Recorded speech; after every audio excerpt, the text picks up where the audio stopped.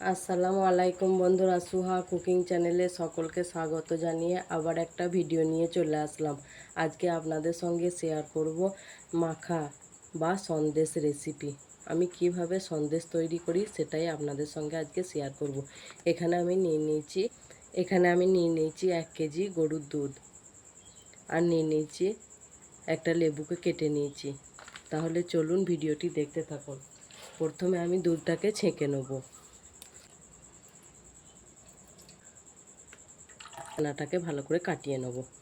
দেখেন বন্ধুরা, আমার ছানাটা কাটানো হয়ে গিয়েছে।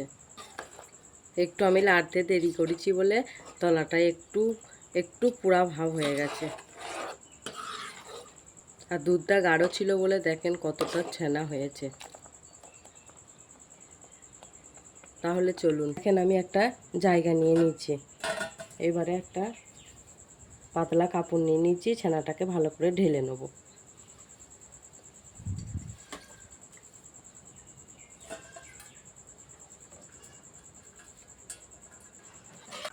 এবারে আমি ছানাটাকে কিছুক্ষণ ঠান্ডা করে নেব।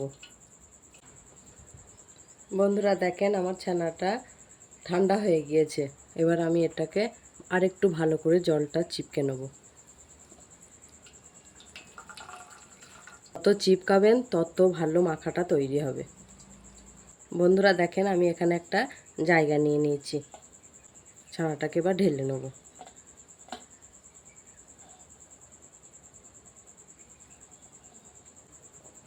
এর সঙ্গে অ্যাড করব আমি 2 চামচ চালের গুঁড়ি আর 3 চামচ গুঁড়ো দুধ, যেটাকে আমি ভালো করে হাতে করে ম্যাশ করে নেব।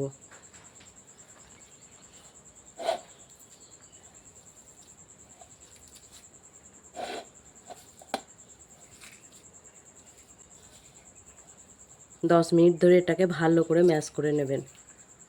এবার 10 মিনিট ধরে তো দেখানো সম্ভব নয় বন্ধুরা। দেখেন বন্ধুরা আমি ম্যাশ করে নিয়েছি এটাকে, আরও কিছুক্ষণ এইভাবে ম্যাশ করে নেব। যত স্মুথ করে ম্যাশ করবেন তত মাখাটা সুন্দর হবে। বন্ধুরা ভিডিওটি ভালো লাগলে like, comment, share and subscribe করতে ভুলবেন। যারা ইউটিউব থেকে দেখছেন তারা সুহা কুকিং চ্যানেলটাকে সাবস্ক্রাইব করে দিয়ে আমার পাশেই থাকবেন। আর যারা ফেসবুক থেকে দেখছেন তারা ফেসবুক পেজটাকে ফলো করে দেবেন। এভাবে স্মুথ করে মাখিয়ে নেবেন। দেখেন বন্ধুরা আমার মাখানো হয়ে গিয়েছে। এইভাবে আপনারা 10 মিনিট ধরে ভালো করে ছানাটাকে মাখিয়ে নেবেন, যাতে দলা ভাবটা না থাকে। যত স্মুথ হবে তত সন্দেশটা খেতে ভালো লাগবে। আর আজকের রেসিপিটা আমি খেজুরের গুড় দিয়ে করব। এখানে আমি এই বাটির 2 বাটি খেজুর গুড় নিয়ে নেব। এইবারে আমি কড়াইতে দিয়ে দেবো গুড়টা। দেখেন বন্ধুরা আমি গুড়টা দিয়ে দিয়েছি সব, এবং গুড়টা ফুটেও উঠেছে। গুড়টাকে একটু আমি আঠালো ভাব করে নেব, তাহলে সন্দেশটা যদি বেশি দিন থাকে না বন্ধুরা ভালো থাকবে। যদি আঠালো ভাব বুঝতে না পারেন তাহলে এইভাবে একটু হাতে নিয়ে দেখবেন। এর সঙ্গে আপনারা এলাচও অ্যাড করতে পারেন। দেখেন বন্ধুরা আমার গুড়টা আঠালো ভাব হয়ে এসেছে। এবারে আমি দিয়ে দেবো ছানাগুলো।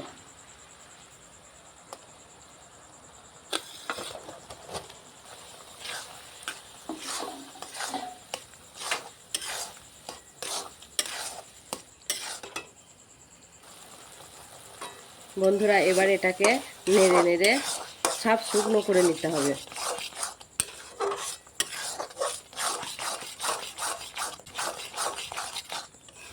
তাহলে চলুন এটাকে আমি 5 মিনিট ধরে নেড়ে এরকম নাড়তেই থাকবো, নইলে তলায় লেগে যাবে। তো লেগে গেলে ভালো হবে না সন্দেশটা। তাহলে চলো 5 মিনিট পরে আমি ফিরে আসছি আবার। দেখেন বন্ধুরা আমি 5 মিনিট পরে ফিরে এলাম। দেখেন একবারে ছাপ শুকনো শুকনো হয়ে গিয়েছে। এবারে এটাকে আমি নামিয়ে নেব। এবারে আমি একটা জায়গা নিয়ে নিচ্ছি, আর এখানে নিয়ে নিচ্ছি একটু ঘি। এবার ঘিটাকে ভালো করে আমি বাসনে মাখিয়ে নেব।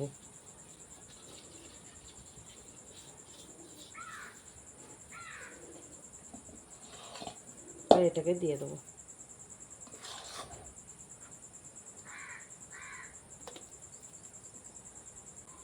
এবারে এটাকে আমি শেপ দিয়ে নেব বন্ধুরা।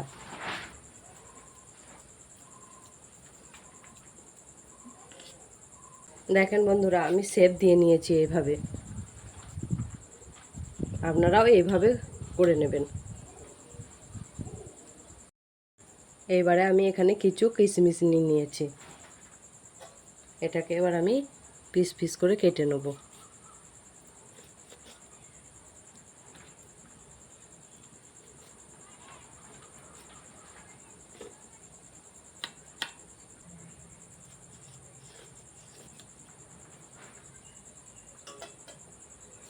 এবারে আমি একটা একটা করে এইভাবে বসিয়ে দেবো।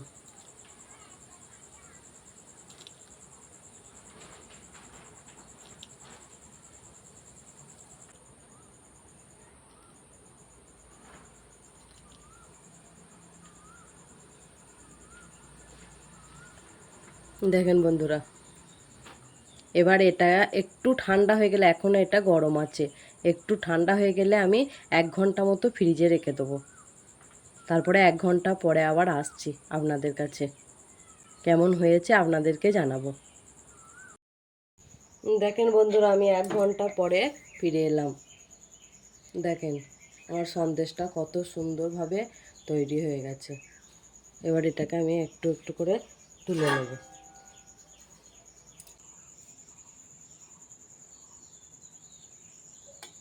সব তুলে নিয়েছি।